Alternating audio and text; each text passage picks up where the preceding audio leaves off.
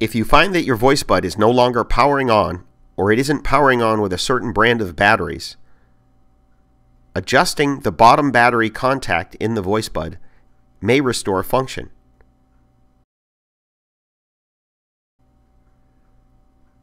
If you bend the bottom contact upwards very slightly like so, it may restore function. You can do this with a sewing needle, dental pick, thumbtack, paperclip, or similar sized item.